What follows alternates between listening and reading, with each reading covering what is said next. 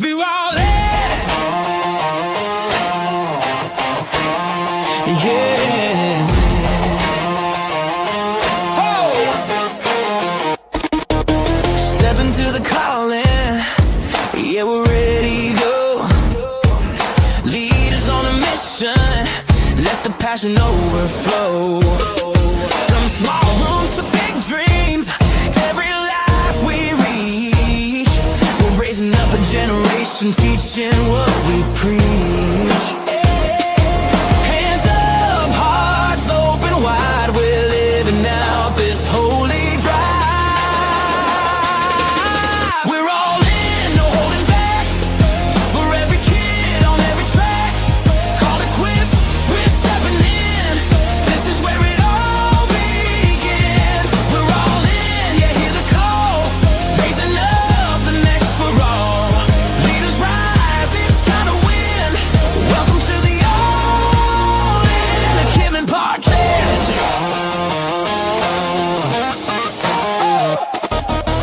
Volunteers, pastors, yeah, we're side by side. Building up the future, got a kingdom mindset drive. Every lesson planted, every seed we sow. God is moving through us more than we could know. Stay strong, we won't slow down. This is more than just a sound. We're all in, no holding back. For every kid on every track. Call it quit, we're stepping in. This is where it all begins. We're all in, yeah, hear the call. Raising up the next for all. Leaders rise, it's time.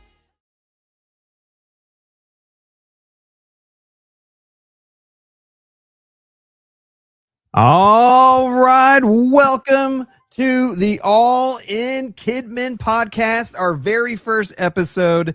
And today we're going to be talking about bridging that summer gap. We're so excited to be doing this podcast and this to be our very first episode. Welcome in, welcome in. Are we guys excited to do this podcast? Come on, Excited. let's go. So let's introduce everyone. First, I'm going to go Tim. Let me know who you are.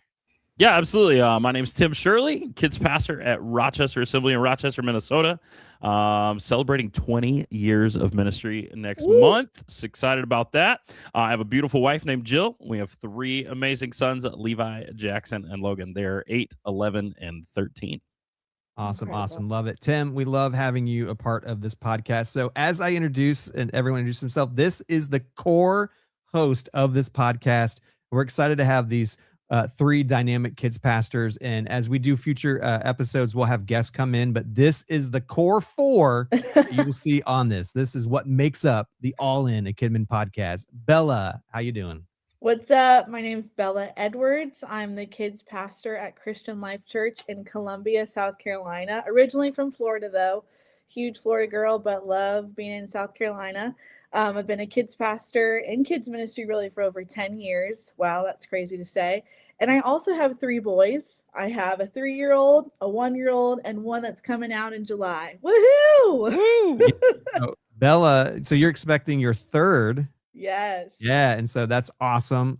Congratulations on that. And so you'll see Bella on the first 2 podcasts, and then she's going to take some maternity leave, not just from podcasts, but from everything. And so she'll be back on future episodes. So if you guys tune in later on and you're like, where did Bella go? Like, she's still here with us, guys. Yes. Still here with us. All right, Nate, how you doing?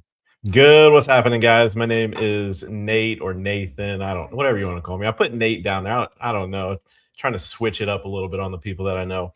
But I've been doing kids ministry for about 17 years now, or since I was really born into it. My parents were kids pastors at the time, but got an amazing family. My wife and I have been married for 12 years. Wow. I had to think about that for a second.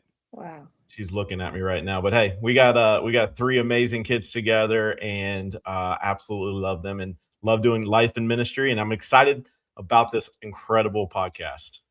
Yeah, I'm excited to have you a part of this. Nate and I, Nathan, we want to call him, have known each other for a little while in Florida, now here in North Carolina. And so my name is Michael Lenahan.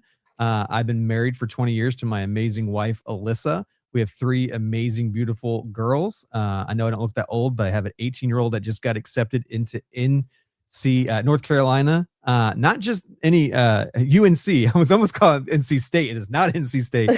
No. She's not. She's not the Wolfpack. She's a Tar Heel. But not just UNC, but UNC Chapel Hill. Come on. And so we were so proud of her. But I also have a 16-year-old we're proud of, and our 10-year-old who I've had to ask to not sneak onto the podcast tonight because she likes to do that. And I have been in ministry for over 13, 14, 15 years. I stopped counting. Right now, I currently serve as the district kids director here in North Carolina. Yeah, so we're glad to have you guys all here and start this very first podcast. And so I always kind of like want to say, too, as we get in there, and I'm watching some people. Oh, we got Pastor Bill Heaston. He was a pastor at Winston-Salem first when I first moved to North Carolina. What's up, Bill? And we've got Jillian Alfaro. They were our DYDs, and they're now at the national office, and they're watching. Welcome. And so every podcast, we're going to talk about a specific topic, right? And as the podcast go on, we'll see some changes here and there. Audio might get better, things like that. And again, we'll have guests. But this week's topic we want to talk about, as we're entering into the summer, we wanted to talk about bridging that summer gap, right? And so summer is one of the most exciting times of the year for kids. We've got camps, we've got vacations, we got VBS, we got late nights, we've got no school. Can I get an amen, right? Amen. Yes, amen. But for kids ministry leaders, it can also feel like one of the most challenging seasons to stay connected. I used to have a senior pastor say, we'd be in staff meeting. They'd be like, guess what, guys? It's summer. You guys take your vacations. It's the easy time of the year. Is it the easy time of the year for us, guys? No, not even definitely not. It is not the easy time of the year for Kidmin leaders. And I'm not going to bash on senior pastors, but immediately like that senior pastor is out of touch when it comes to kids ministry. Mm-hmm. This podcast could be beneficial to our senior pastors too, right? And so here's the big question we want to dive in today. How do we bridge that summer gap, right? How do we stay intentional, relational, and impactful when everything around us feels inconsistent, right? Not just with us, but our students and our parents, right, too? Because let's be honest, ministry doesn't pause just because school does. In fact, summer might be one of our greatest opportunities to build deeper connections with both kids and their families in a way we simply can't during the busy school year. Yeah. And so that is what we're talking about today. And you guys will notice as you're listening, the audio version or the video version, each one of us has a certain thing that we have done in our ministries that we feel like we've done well. And we're going to share those things one at a time. And then we're going to discuss it as a panel. And so the first person I want to throw it to as we talk about bridging the summer gap is Tim. So Tim, what do you want to talk about? Yeah, I think one of the things you said really stuck out there is this is a great opportunity not just to connect with our kids, but to connect with parents as well. And so one of the things that we've done that is just a whole family event is we schedule family outings. My lead pastor looked at me last summer and said, any day that you're not in the office, but you're with families, do it. Like if you're only in the office one day a week, as long as your job's getting done, be with families, get out there and, create moments for families. And so one of the things we do is we schedule family outings. Now we have a ton of state parks in our area, but you don't have to have state parks. But we schedule, typically it's a Thursday for us. It's a lighter day in the office. It's obviously like our last day since we're off on Friday to get prepped for the weekend.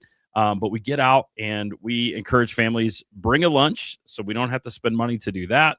We try to find free things to do that will accommodate large groups of people. We run a registration for that just simply for the fact so that we know who we're looking for when we get on site. So we don't just begin a hike and we're leaving people in the parking lot. And it just gives us a good idea, of who to expect. And so last year we have this, it's kind of like a wildlife refuge, but they call it a zoo. And so we scheduled time there. There's a huge playground. Is it a zoo or is it a wildlife refuge? You walk through it like a zoo, but a lot of the animals are like, I feel like depending on what fence you are on, like literally the fence, do you want the animal in it or not? Do you call it the zoo or the? Yeah, there are some you do and some that you don't. But they have a huge outdoor play area. It's just an incredible opportunity to get together. Our team just kind of floats and talks to different families, but we're getting families together that typically hang out, they're friends, and they're meeting new people from the church that maybe they attend a different service. And so there's just so many positives to getting people together outside the four walls of the church during the summer to keep them connected. And so family outings is one of the ways that we've accomplished that. Yeah, dude, I think that's pretty awesome. One thing that I was thinking as you were talking about, like, how did you get that started? Number one, because I feel like sometimes it's hard to get that up off the ground. So like, what was something how did you spark that in your families to say, hey, we got this outing? Was it just word of mouth? Was it social media posts? Like, what was something that you guys did? Yeah, we picked an easy, kind of an easy ask. Like this place I'm talking about it's well known. People go there on their own as families. A lot of our local schools do their field trips there, and so we found something that was an easy ask for people, and then just promote it in every possible way. We promote it on social media. We use Planning Center for a lot of our calendar and events, and so we run the registration through Planning Center. It was social media. It was word of mouth. Families inviting other families. We are encouraging them to do that, get them to register. And made the time a very flexible time for people. So I have a question for you on that.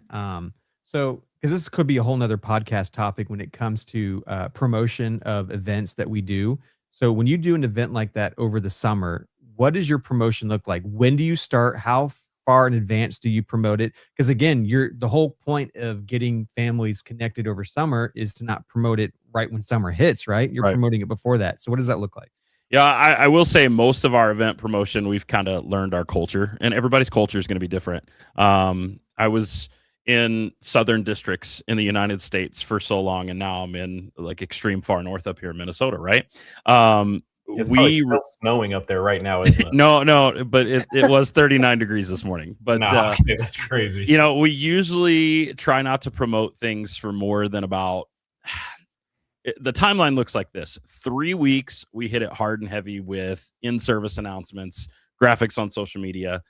Word of mouth stretches out to probably about 5 weeks, but it hits our church app about 6 to 8 weeks in advance. We're not talking about it. It doesn't become white noise. That we learned is very possible. We do a 30 for freedom, which is the 5K, 10K, or 30 miles to help with human trafficking.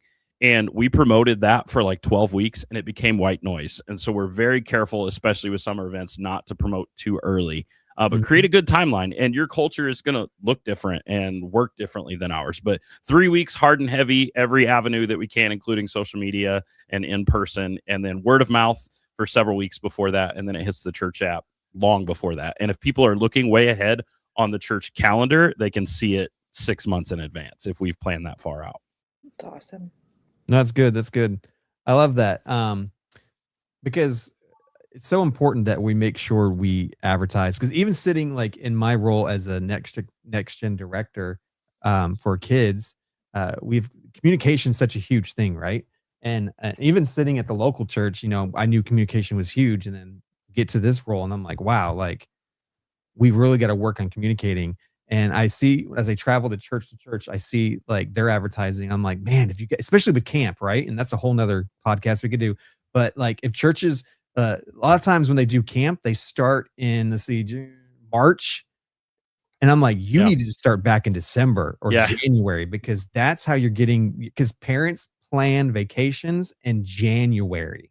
It's true. Right. They're Very already true. planning out that summer schedule. And that's why I wanted to ask you that, because it's so important that we make sure that we're promoting things that we even want to do in the summer at the beginning of the year, even if it's just to save the date, because they're already making their calendar plans. And if we're putting out in front of them, like, hey, we've got all this amazing kid stuff happening and events, like you don't have to go off here, there, and there. You don't have to vacation for 5 weeks of the summer. Go do 1 week of vacation. Then we got everything else here for you. Right. Right. Absolutely. Yeah, and I love that you said that, because one of the things that we recently did with our summer events, and whether it's a get together with the families or an event that we have, is I think it was back in March or even February, we have a monthly, or we did a summer handout. So we figured out all of our summer events and we had a whole handout. And I wish I had one with me. And it was just this beautifully put together, all of our events for the entire summer. And we've already got people signing up for VBS. We've already got people that signed up for camp way back in the day. We've got people signed up for a BGMC event. missions event that we're getting ready to do. So it was key for parents. I love that you guys do it the 3 weeks in advance and really push it. It's just key for them to get ahead of the game so that way they know exactly what's happening and when it's going to happen. Absolutely. We do that with the Christmas season as well. Let's put together kind of a holiday calendar, especially if like service times are going to change or if we're promoting Christmas Eve, which is different than, the normal. So all that promotion is super important, very strategic. So I'm gonna give a idea of what we did, and I want to see what Bella and Nate, if you have any suggestions of like family outings you would do. So one thing we tried to do when we were back in the local church is that during the summer we tried to, since this is a family outing, we tried to do it. Hey, on Monday nights we're at Chick-fil-A here at this spot. Come hang out with us. Come eat. And then when they'd show up, sometimes we'd give out like, hey, here's a gift card for a meal, like, right? Like the first person, the fifth person, and try to get families out doing that, eating together, breaking bread together, hanging out together, community, right? Yeah. So that's one thing we did as a family outing. Bella, is there a suggestion that you might have that you guys do? Yeah, so we actually did it a little bit more in-house, but we were focusing on getting the parents alone together as their own like little date night. So we actually hosted a parents' night out, a kids' night in, and we did it for a huge block of time. So I think we started at 5, and we didn't have parents come get their kids till like 9 p.m. And we just rallied at our church. It was free childcare. We gave them dinner. We had inflatables. We did different activities with the kids. They were in a safe place, to learn about Jesus, but also giving those parents the green light to be like, okay, now go invest in your marriage. Go spend time together. Don't worry about your kids. And we really saw fruit not only for the children having fun and being in a safe environment, but for parents to feel like, hey, I really need to start scheduling time together with my spouse. Like it really does change the culture of our home. So that is something that we did last year, and I think we're going to keep doing it.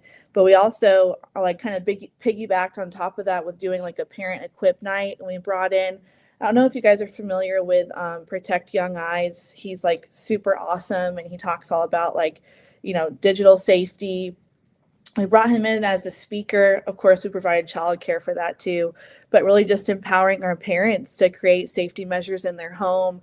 And that kind of turned into like what you're saying, where like conversations after with other parents coming together and community was happening. And, oh, you kind of share the same thoughts as I do. And how can we establish this safety in our homes together? And it just felt so united. So we really try to focus on marriage, obviously, and the unity in our homes, but also equipping them, right, to feel like they have a space to learn freely, ask questions, and to see other parents doing the same thing, Yeah, That's good. that's good. And so like your parent night out is a perfect example of, we used to do that too when we were at Winston-Salem First, we did parent night out. And what we did, we took a step further and we partnered with the men's and women's ministry. The two couple that were leading that were actually also doing marriage seminars and marriage things throughout our church. And so they would help promote it. Like you said, it's not just us having an opportunity to watch your kids. Like we want you to go out and have a date night. You know how hard it is sometimes for parents to get out and to find people to watch their kids. And so we would provide that. And so they could go out and they could work on their marriage. They could build on their marriage. They could do all that stuff. And so it was kind of like that partnership between two different ministries was great too. Nate, what do you got? Yeah, some of the things that, one of the big things that we did was we would do like a water night, and we would invite the parents, whether they participated in it or not. We would invite the parents to be there. And so kids are running around with water balloons. We had little water guns for them. They had slip and slides. Most of the parents did not jump in. Actually, I don't know if any parents really Did you jump in? Did you go Sometimes. down? Sometimes I had to get in there, I would say probably involuntarily. Kids just target you. Exactly. You got to lead the way, man. You got to lead the way. You got to be the first one in the dunk tank or whatever it is that you're doing. Exactly. Well, listen, when it comes to the kids, you don't have to lead the way, man. They're leading the way for you. They see water, and it is like the easiest way to connect kids with other kids. And often what we did too was we would do it on a Wednesday. We already knew that families were going to show up. We already knew that families were going to be on the campus. And so, because I think getting off the campus is great, and it's a great way to communicate and be with other families. But sometimes it's hard, and sometimes you can't get all of the families. And so we just found out that doing it on a Wednesday night was a blast. And it was just, we didn't do normal teachings. Honestly, I think during the water nights, we didn't teach at all. It was just a fun night. It was a fun gathering, and let kids be wild and let parents meet other friends and get to know each other. And it was awesome. Man, you said something right there that triggered one more thought that I had, and that is strategically plan your events knowing that you're not going to be able to hit every demographic with every event. Yeah. There are some families that won't come to a place that even they're familiar with because of the unknown of who else is going to be there. They don't see who's registered. They don't know who's coming unless they've talked to a friend group. But they're not going to show up if they don't feel like they're already connected. And so you have to strategically plan events for different demographics of families within your church as well. That was another. Yeah. And we're going to get to the next topic here in a second. But to add real quick what Nathan said too is, and this could be another podcast too. Like I'm thinking of all the different podcast titles that we could do is, Sunday structure. Like Sunday was always sacred to me that no matter what I did, even if it was a fun Sunday, like we would do things we'd celebrate everyone's birthday on a Sunday. Again, another podcast. But even in that fun Sunday that we had cake and ice cream and balloons, we always had prayer, worship, and some type of message, right? I always made sure those three things always happen. But Wednesday night is a perfect opportunity for that community aspect that we still need to provide in our ministry, right? Because community is huge, right? God meant for us to be together in community. And so Wednesday nights or whatever night you might have like a midweek is a perfect opportunity to have those themed out type of things that's not necessarily is going to have like what we call the normal ministry happening, but ministry still happening, right? Yep. And so sometimes we get that's so taboo to just have community, but that's ministry, right? Yeah. And so don't be afraid for your midweek service to do something like that, like 1 week in the summer, 2 weeks, like, hey, we're having Nerf and nachos. We're eating nachos and shooting Nerf guns at each other. But that's what it's going to be. Because you know what? Little Johnny, you guys are going to find out when I come up with kids' names, it's always like a name Johnny. from like the 70s. Like I can never think of like his name. But little Johnny is going to be willing to invite his little buddy, Xavier, there you go, that's a newer name, and to church because it's Nerf and nachos. And then that kid's going to feel the community that they may not feel at home, they may not feel at school, they may not feel in their neighborhood, and now they're going to want to come back on a Sunday. Yeah, very true. That's so good. All right, Bella, you have a great topic that you want to talk about right now. Yes, I love programs. Woohoo! Summer is the best time to launch, try new programs in your kids' ministry. Of course, the big two that we always hear and do normally would be VBS and Kids Camp. I know everybody can defer differently for Kids Camp, and like you said, that could be a whole other podcast. But for us, there were multiple different dynamics that go into VBS. You could do like how you were mentioning on doing VBS a whole summer, every Wednesday night, is a different topics. Come in a different themed night. We've found for our church and all in our culture that doing a week VBS has worked the best. So we do 3 full nights, and then on the last night we do a family night, and we always do like a water activity. So like we put out all the water slides. We have a mini pool out there. I bring out the fire truck and the fire guys spray the kids with the hose, but it's like a celebration of everything that the kids have learned all week long. We have anywhere from like over 300 kids that come to this event and over 100 volunteers. It is really a church-wide animal. Our staff gets involved. Our community, gosh, this is such a great way. If you were trying to touch the lives of people around your church that don't normally come to your church, we like to advertise this event big on Good Friday. We do a huge Easter egg hunt. I'm sure y'all do too. It's an outreach event, and we start passing these out to neighborhoods, to people around the area, VBS flyers, trying to get anybody we can from outside our church to also come. We have a bus ministry that comes in, and so we really try to push that, it's for everyone. It's a free event. We don't charge anyone to come, but it is just been so fruitful, and I really feel like we have personally maintained so many families from VBS because they're being able to experience almost like a fast-tracked environment, like to the next level of what a Sunday could be like, but just with more neon decor and craziness. But the same love, the same, leadership, the same expectations are still very present, so they kind of get to get a trial of what the ministry looks like, and parents can go have a night off or whatever, I'm like, bring me all your kids, go out, I don't care.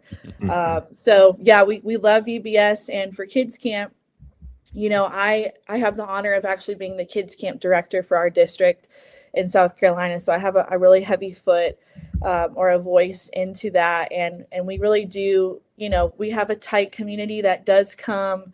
Again, we try to sponsor kids for that.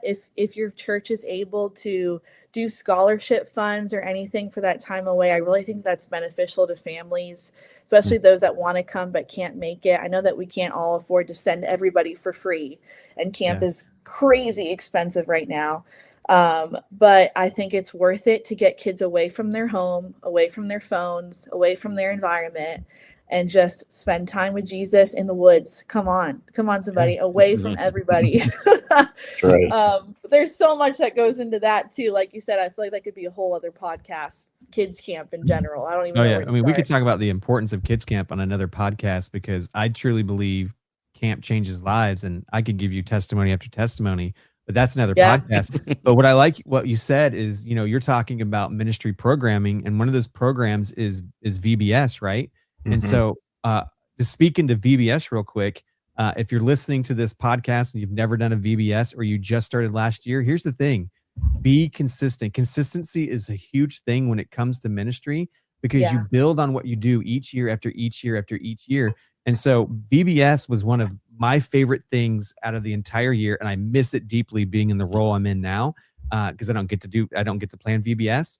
But again, the first year was great, but people didn't know what to expect. And then the second year, they knew what to expect, and it got bigger. I would have kids tell their parents that they could not plan vacation around this specific week because they had to be at VBS. Yeah. Why? Because they knew what was there. They knew what they were going to get. They were already expecting what was going to happen. And that's the importance behind programming, right? Is just putting the intentionality behind what we do and being consistent with it.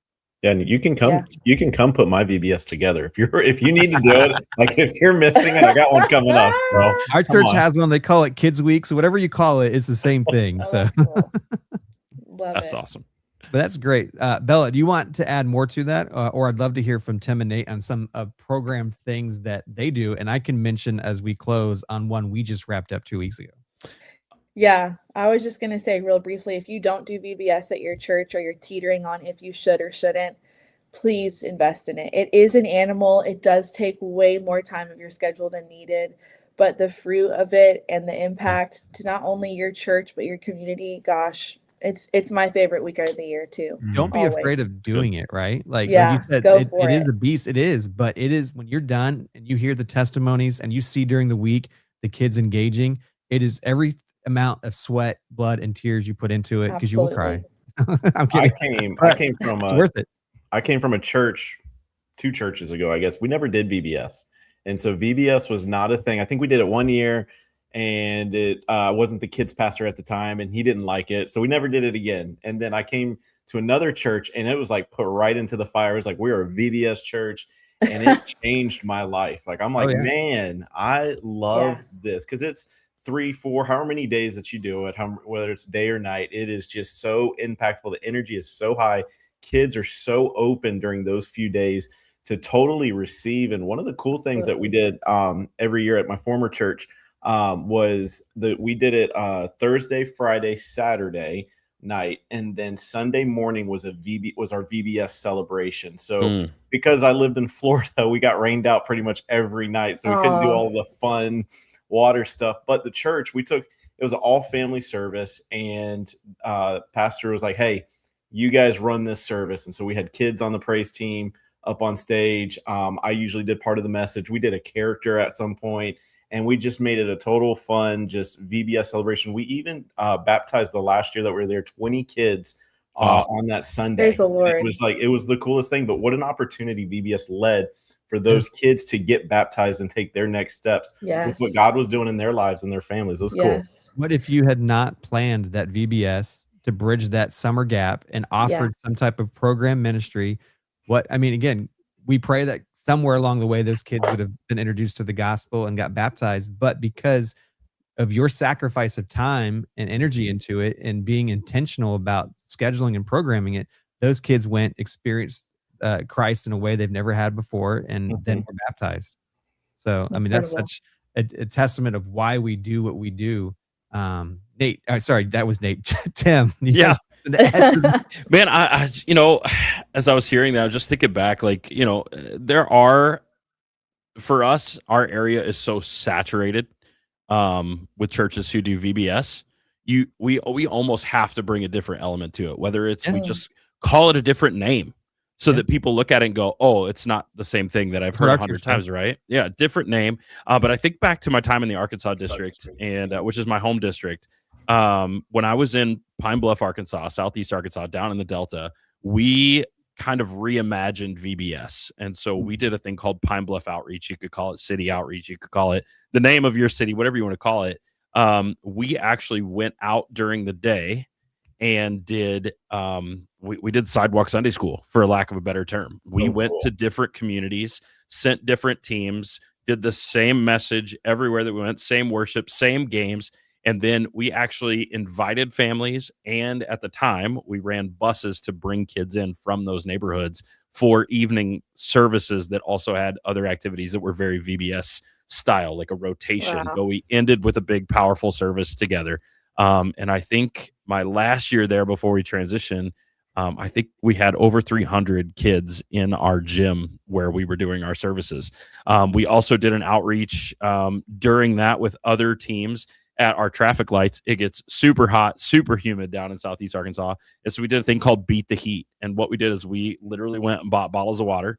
We replaced all the labels with our Pine Bluff Outreach logo and an invitation for our evening service on there. And we're handing them to people at traffic lights. And it was just an incredible summer way to connect with families. We were in the community, and then we were inviting them. So we were going, and then we were inviting them to come. That's so That's cool. good. I remember I would have parents on a Sunday tell me that the only reason I'm here today is because my kids were up before I were and they dragged me to church. And so we had kids dragging parents to church because they knew what they were going to experience on Sunday. And that is why we do what we do over the summer, to bridge that summer gap, to create these programs, these ministries, because we want kids to be like, no, mom and dad, I need to be here because I know this is where I'm going to get poured into. This is where I'm going to get invested into. This is where I'm going to get discipled. And this is where I'm going to have community.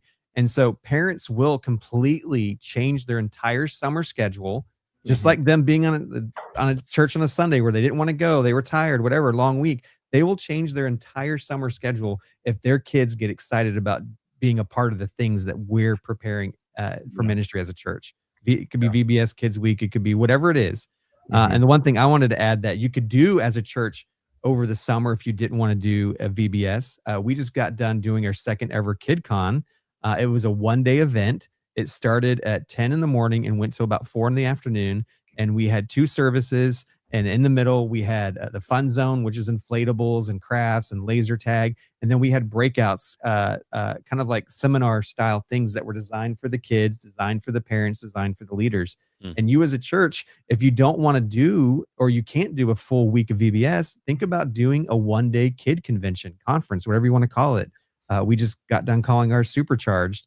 And you can do something like that. And I really do believe you will see fruit from that.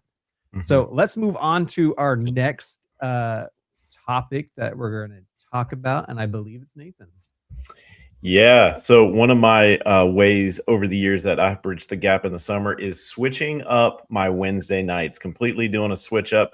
So all throughout the school year and just kind of like the fall and the springtime, we were in the wintertime, we were pretty focused on small groups at a church that I was a part of. And it was the Royal Rangers, it was the girls ministry, it was those things like that. But then during the summertime, we gave those leaders a great break. Sometimes it worked in our favor. Sometimes they didn't come back after the summertime. So that was always fun, but we switched it up because as much as we loved those groups during that time, we wanted to just have something new and fresh for our kids. And so we did some really fun summer series every year. We would start promoting it a few weeks before the summer started. And we did some fun summer series that just totally changed everything up. So for example, one of my favorite series that we did, and I probably did it every other year at one point, was Popsicles and Parables. And it was such a cool series because every night, it wasn't this like overly exaggerated thing. We can hear Mike typing. I don't know if he knows. Let's just listen to him for a second. No, I was on my phone. There's no way you could hear me typing. I heard it. That'd be weird. My phone's I got distracted by it. Anyways, let me get back to what I was saying. Welcome to the podcast. All in, baby. Popsicles and Parables. It wasn't this overly exaggerated summer event that we did every year. It was simply, hey, bring your kids on a Wednesday night. We're going to do a big Sunday style service. And then during the Bible story, they're learning about a parable and they're getting a popsicle. That's cool. It was so simple, and it was such a cheap thing for us to do. Popsicles for however many amount of kids is just, it was an easy thing to budget in, and it was just absolute blast. And kids were coming in every Wednesday. What kind of popsicle are we having this time? And like, it was the talk of the summer, and it was a blast. Another one that we did, I forget what we called it, because I think I called it different things like Fruit Ninja or whatever, different things like that. It was a Fruit of the Spirit series. And so this one was just out of this world crazy fun. Again, it wasn't this, big, exaggerated event on a Wednesday night, but every Wednesday night we learned about a different fruit, maybe one or two. And we would smash fruit. So I would literally have a table. Sometimes I would have a machete, which was probably not the right move.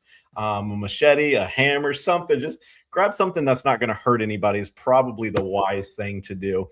But we would smash fruit, and the kids would scoot up close. They would get the fruit juice all over them, and then we'd have a powerful time. But we noticed that because we switched it up, we were getting different kids than we would during a normal year, during the winter time and during our school year time. We were getting different kids, and those kids were still coming, but it was such a great outreach for us, because then those kids are going back and saying, hey, we're doing something crazy and wacky right here on a Wednesday night. We've done an Armor of God series. I did it one time where we had kids build their own armor out of cardboard. So every week we would learn about a new piece of armor, and they would build that on a cardboard. And then by the end of it, they would come with all of their armor. And it was the goofiest, funniest thing in the world. But the kids were so invested in what they were doing, and it was such a blast. So switching up your Wednesdays. So maybe I would say if you do small groups throughout the school year, switch it up and do large group and do something super fun and exciting. If you do large groups throughout the year, switch it up and then go to your small groups. Not necessarily saying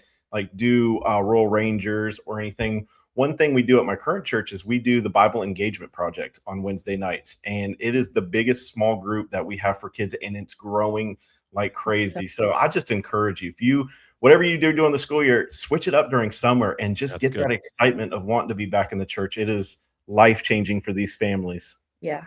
I did want to, if others have to add to that, I wanted to say something real quick. And I meant to say this at the beginning of the podcast, that as you hear us talk on this podcast and future podcasts, all four of us are connected to the Assemblies of God. So you may hear things that we've referenced that are an Assemblies of God thing, like Rangers or BGMC, which is our missions initiative.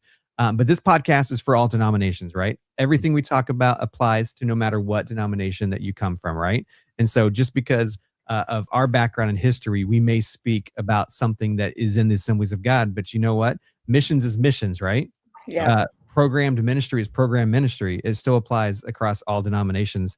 And so what I would say too is that we talked about VBS a second ago with Bella and even Tim, like Wednesday nights, you say switch it up. What if you do like every Wednesday during the summer is a different night of your VBS, right? Audio couldn't see me do quotes. But what if like all summer you had you took a break from Rangers, or you took a break from Impact, or you took a break from Awana or whatever you do, and you just said, hey, we're gonna do this cool camp style VBS style theme over the entire summer, and each Wednesday night is going to be a different fun activity and message. That'd be That's great. I mean, this is like so perfect. So we do life groups all year. July is the only month that we don't meet on Wednesday nights for kids life groups, and we're using Bible Engagement Project. It's fantastic. It's solid curriculum. It's super great for our serve team members to just pick it up and own it and run their small group. So we typically do a large group teaching at the beginning of that and then break into small groups. So what we do during the summer is we only do that shortened large group teaching. And then we do an outdoor activity as much as we possibly can. If it rains, we have backup plans. We've done things like board game night. We've done movie night where, we watch one of the latest movies that just released. Like we just watched David on Angel Studios not too long ago with our group.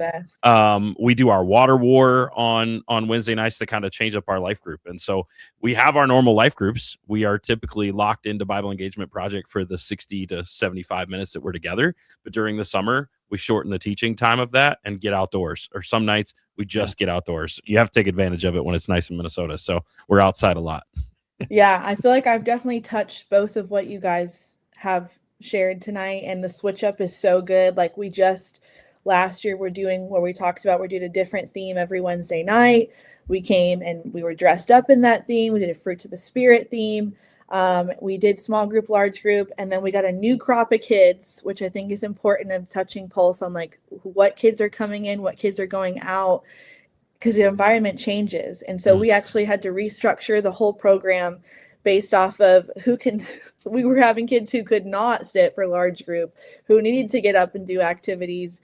And then we switched as a whole church to just doing life groups for the fall and the spring semester. So we're right now in the phase where we don't have programs on Wednesday nights in the summer. It is just for our fall and our spring. And we structured it to where our large group time is, like you said, it's worship, it's word, it's prayer and altar time. But then instead of going to small group models, we're actually doing more of an application typed VBS style of games and activities going outside, like you said, Tim. And it's just really worked good for our kids in the stage that they're at right now. But reevaluating, the kids, where they're at, what's working, what's not working is really important, especially when you're structuring a Wednesday night program, because it is so different from a Sunday morning. Kids are different at night. They're wild. Different. Yeah, they are. I think it's important to note, like one of the things we notice is like with our Wednesday nights during the school year, kids have sat in a classroom all day. We can't ask them to come do the same thing at church and be successful. And so during the summer, like you've got the ability to do some more of that, a little bit of structure with things. And so it's a great switch up, And dude, can we talk about how also some of our kids who would love, I'm a child I had ADD growing up, so I was on medication. Their medication wears off. It is no longer there. Like the learning structure is different. True. Their attention style is different. Like we need to be hypersensitive to what works for those group of kids that are there on a Wednesday night. How can we reach them most effectively at night, not forcing a style that works on a Sunday? Absolutely. Very good. And how much sugar can we give them on a Wednesday? And how much sugar? Before it's not appropriate. Oh, man. Turn all these kids into diabetics. Like kids ministry is the worst at introducing diabetes. Right? Do we want to clean? We want to clean our kids. Get the donuts. Get the candy. I don't know if you guys have an outside playground, but when our kids leave on a Sunday morning, they get a lollipop and they like to go out there. We found thousands of just the stick everywhere. Yeah. Oh man. Yeah. Hey, Anna, welcome in. We got Anna watching right now on Facebook. Nice. Welcome in.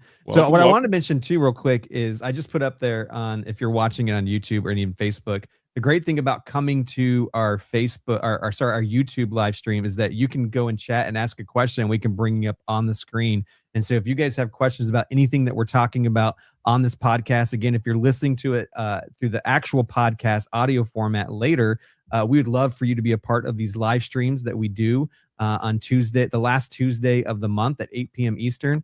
And you can be a part of our live audience and you can ask questions and we will answer it for you. Like I just put those kids be crazy at night, right? And so, so I want to transition to the last part of what we're talking about, bridging the gap from Sunday and from the summer gap. I had a whole nother series on bridging the Sunday gap, which this would also help in that too.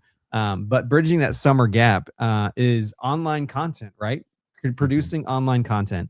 And so you're like, well, what is online content? Well, what we're doing right now is online content. Posting on Facebook is online content. Posting on Instagram. Just having some type of correspondence outside of your Sunday service and Wednesday service that is online that your students and your family can be connected to, right? It helps them stay connected to the pulse of what you're doing. During the summer, you will have kids that don't come back for a few weeks, but you also have kids even during the regular year that are from split homes. And we can have another, again, podcast on that type of ministry, is where you have kids that are going to be with mom or dad and they're going to miss out on a week or here. And the sad thing is, which we experienced this, which caused us to start being more online, is we would have kids come in on a Sunday that had been out for a few weeks, and they felt disconnected because we were in a series that was on week 4. And what we do is just normal, that we would reference what happened the week before, what we talked about the week before. And the kids are like, I have no clue what you talked about last week. I don't even know who this David character is right now you're talking about. What do you mean this happened to him last week?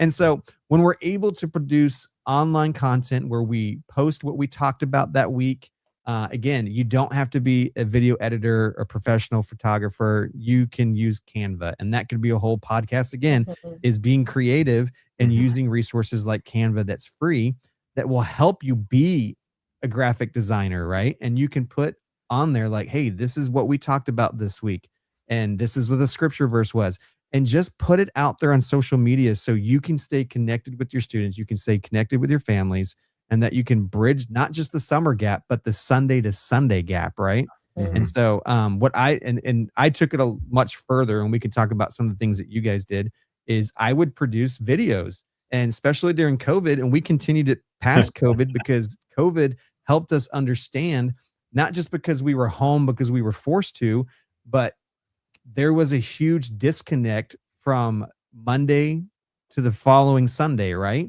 And so I would just produce like a mini version of our Sunday service with a camera. Again, easy, just turn it on and I would talk to it. I'd throw up some slides here and there. And I believe you can even edit video in Canva, or you can use other apps on your phone. What is that? Snapcut, I think is that what it's called? Yep. CapCut. CapCut, that's what it is. Yep. You can use programs like that make you look like an amazing editor. And I would create a brief abbreviated version of our service that would help a student stay connected. Yeah. And so we found it super beneficial. Even if you do it, like if you have an iPhone, like if you just if you film yourself real quick, you don't have to even download anything. Obviously, if you download those apps, you got the filters, you can add the music and stuff. But honestly, sometimes what we do is we'll film a quick video. We'll just cut it where we want it on our iPhone, on the iPhone itself where the video is, and then just trim it. Take it to Instagram, add the audio to it, add the music to it if we want background music, and it takes literally 2 seconds. So you don't have to be this master at editing and all of that stuff. If you can, hey, that's great. That's awesome. But not everybody's like that. I'm not like that. I'm not like this great editor. So it was a great, easy shortcut for me to continue to get stuff out on social media. But even, all right, so Nate, even doing it as simple as that, which I would say probably 90% of our Kidmin leaders are probably falling into that category. What were the results you saw from putting the attention in just being attentive to doing something like that? To do it the simple way or the harder way? No, just creating something that you posted online. Oh, yeah. Well, we just saw more interaction from families. We have this one incredible family who is, they're probably newer within the last few years, but she would send me text and pictures of their family going through the family discipleship guide that we post on Monday evenings. So every Monday we post our family discipleship guide. It's 4 days of the topic that we talked about on Sunday, and then one is about Wednesday. But she would take a picture of it and show us that her kids and her are doing it together. And so we would see all this engagement. We used to do a thing called Sunday Rewind, where after Sundays, after Sunday, or even during church, honestly, myself or one of our leaders would just take 1 minute and just recap what we did. And we saw parents sharing it. We saw parents staying engaged. We saw kids coming up on a Wednesday, because we always added something. Hey, if you saw this video, make sure you come and find one of these leaders, and we got something special for you. Man, we had so many kids say, I saw your video. This is what you talked about. And then, obviously. Oh, and they'll tell you they saw it. That's how you know. The engagement. Yeah. Like, I saw you. I was watching you. What did I talk about? What did I talk about? I was in class. I brought out my phone. Like, what are you doing watching it in school? Okay, you should watch it in school. It's okay. No. Exactly. But your level of engagement with your families it skyrockets when you hit that social media thing, and you don't have to be an expert, which is the greatest part about it. And that's why so many people don't take an on-ramp to it. They immediately take the off-ramp and go, I'm never touching it, because it's such a scary thing for people that don't feel creative or artistic. Like, I can't do that, but you can do that. And I'm telling you, if you do it, it will be one of the many beneficial things. You'll have many beneficial things you do in ministry, but that will be so beneficial to you when you help you stay connected to those that you've been entrusted with. Yeah, and I think sometimes I think some of our greatest social media posts have been just raw video. Like, we have something that needs to be announced, and it's just like, okay, we need to be a little more intentional with this. Our pastor will literally just grab his iPhone, go into selfie mode, and be like, hey, this is Pastor Mike, and here's what I have, and those social media posts have some of the best engagement that we have. And I think it ties to this principle, so important. He who spends the most time wins. And social media gives us an opportunity where we can't be in person and spend time with families. It gives us an opportunity to speak into their home, to speak into their life. And I think it's so important that we do that. And I want to create a whole podcast again. I keep throwing them out there. So many episodes. We got topics for days. Because here's the crazy thing. And we're going to introduce next podcast topic at the end of this, but your students are already going to be online. As much as we don't want them to be, they're going to be online. And Tim and Nathan and I, we used to live stream. Well, Tim still live stream, and he can throw out his live stream at the end of this. But we used to live stream playing Fortnite and other things. And one reason I definitely started is like, they're already going to be watching this. Yeah. So why not produce and make something that we know that's going to be safe for them to watch and listen to and engage in? And that's the same thing with your online content for your kids ministry. Is they're already going to be on Instagram. You see the kids come into kids church at 6 years old and they've got a phone. Like, what in the world? Like I just that world like is crazy to me that a 6-year-old, now my 10-year-old has one, but it has no data. It's just basically just, anyways, they have it, so they're going to be on it. And parents, again, another podcast. Let's safeguard our kids and watch what they're looking at online. But they're going to be on it, so why not give them the stuff we want them to see, and take them away from the things we don't want them to see? Yeah. Well, how have you guys used like creative online content in your ministry? Yeah, we do a lot of social media driven things. We love Canva. That's been our go-to as well. Super simple tactic to use.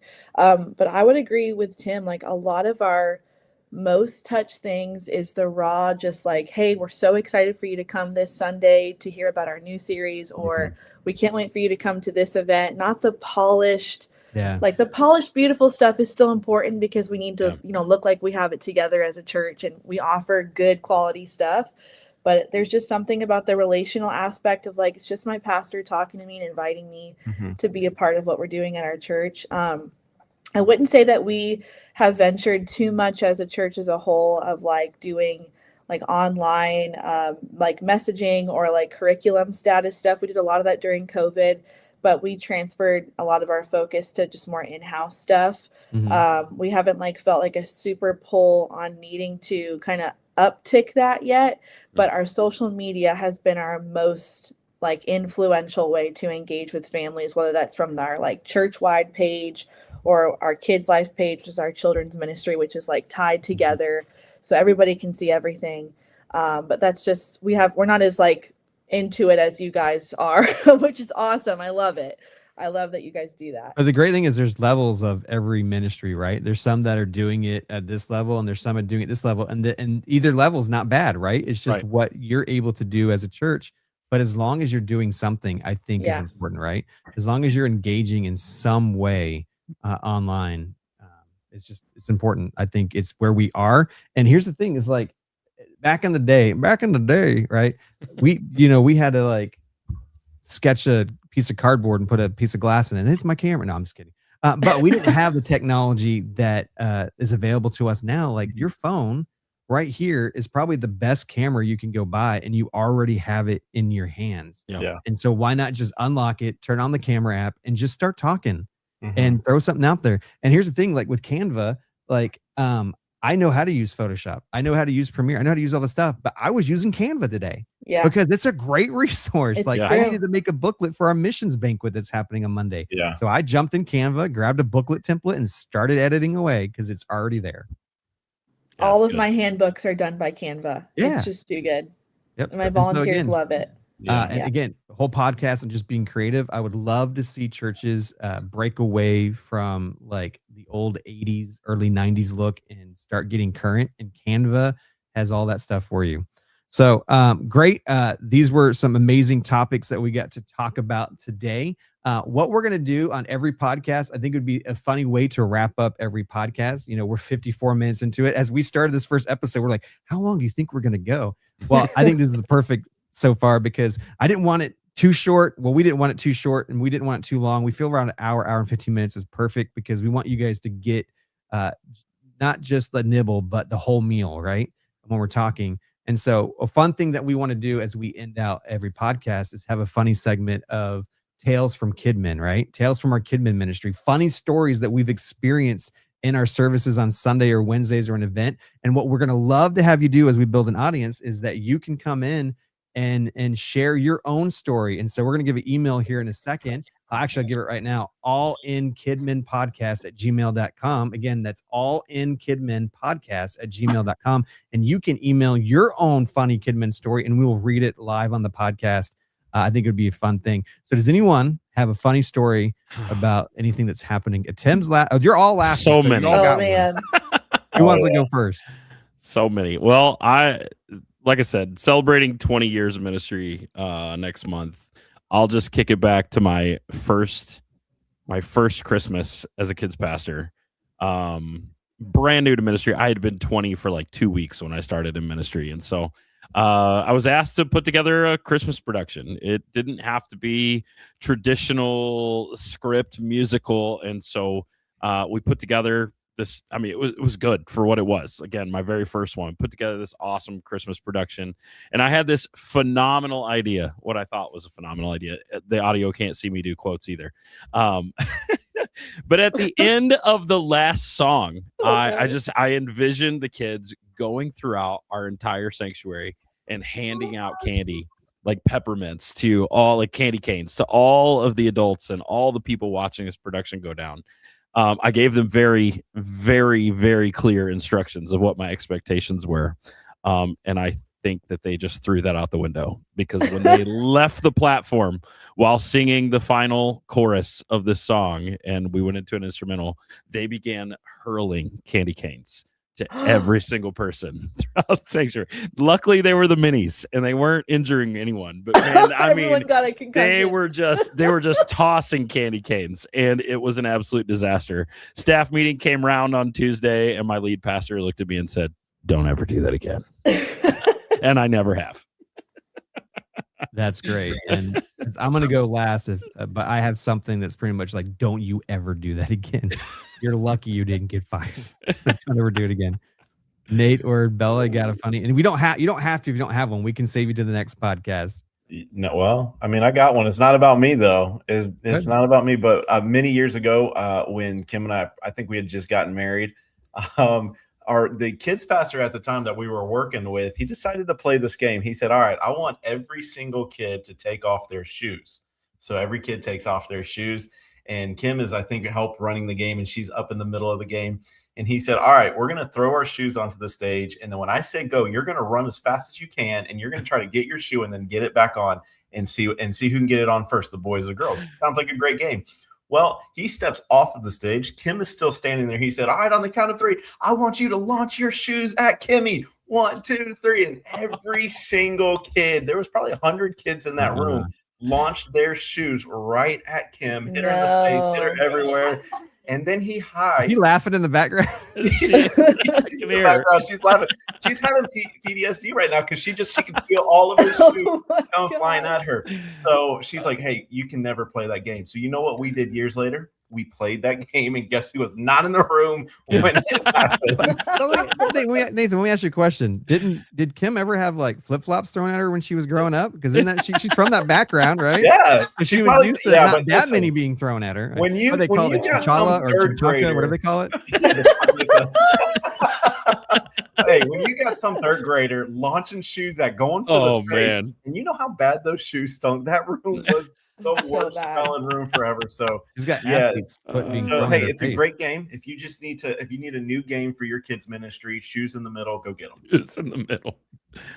Oh man. Well, if you have one, that's cool. If you don't, you can think of one for the next. No, podcast. I'm gonna save mine for next week. All you right. guys got some good ones. So I was thinking of one, and then Tim made me think of probably and again, eventually we'll have ones that involve like, well, that you guys involved kids, I guess. This is more of me having a big mess up. So it was Easter.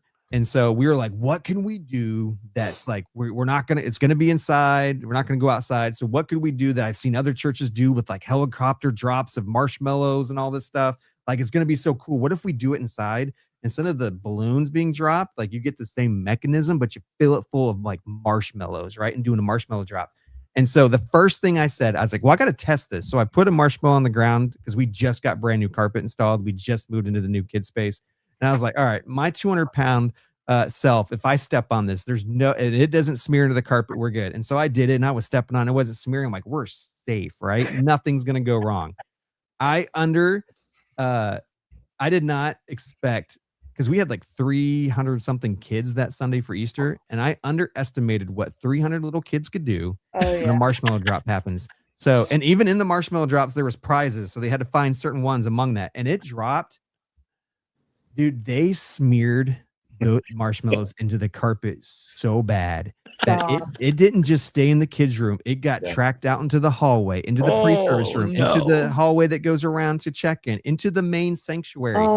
There was marshmallows smashed on the floor for weeks, and we couldn't get it up. We were scrubbing. And that's when my pastor's like, if you ever do this again, I'll give you a pass, because we had 300 kids and they got saved. But if you ever do this, but we had to hire a guy, and he literally came in for like 12 hours and steamed it, scrubbed. Wow. Oh and my got it goodness. all up. It cost us like, I think $2,000. But it was a $2,000 lesson that I learned to never do a marshmallow drop inside ever again. That's $2,000 that's worth of fantastic. souls right there, baby. I just realized I had Nathan's screen up the whole time I was sharing that story. You were front and center, bro. Well, this has been a great podcast, guys. This is our first one under our belts. I believe it went really well. What do you guys think? It was awesome. Awesome time. Yeah, Hey, that's- let's do it again. Laughing. Let's do it again next month. and so Yeah. obviously, as we keep doing this, our rapport is going to get like better, I believe, and the banter. Like I felt like this was really good. And so again, if you would like to email us at the All In Kidmin Podcast, you can email us at allinkidminpodcast@gmail.com. Let me say that again, allinkidminpodcast@gmail.com. And we would love to hear maybe a topic that you would like us to talk about, like we just did today on bridging that summer gap. Maybe you have something like that's been burning in you. You're like, I need to know an answer to this. Well, you can email us and we will put it on a future podcast. But also email us your funny Kidmin stories, tales from Kidmin. I would love for this segment to take off. I think it would be awesome. Now, our very next podcast is going to be on an awesome topic that is very close to my heart that I'm excited about, and it's going to be on missions. Let's go, baby. Yes. Let's do it. Yes, missions, creating a heart of compassion and generosity in our kids helping kids around the world. And I'm going to say it right now. I'm going to speak it into existence. We're going to have our first special guest ever on this podcast, and I'm going to invite David Alexiff, who is our national BGNC name missions out. director. He'll be our first one. He's got to do it. I play Gotta do arc it. with him, and I have to carry him an arc. He's gonna be like, "You're lying. I carry you an arc." But no, I'm gonna see if he'll come on the podcast. We're aiming for May 26th at 8 p.m. Eastern. Again, dates are tentative to change, but we'd love for you guys to join us live on YouTube as we do this, so you can be in chat and we can engage with you guys. We can throw your questions up like this guy, which is actually me, but those kids be crazy at night, and we can talk about stuff. We would love that feedback. But guys, again, what a great first Come podcast. on. Awesome. So good. Is awesome. And I feel like even though I wouldn't play audio because it's going to be a podcast edited, we still got to do, we got to give some applause, right? All right. Out of here. Thank you guys again for tuning in to the All In a Kidmin Podcast. We will see you next month. We all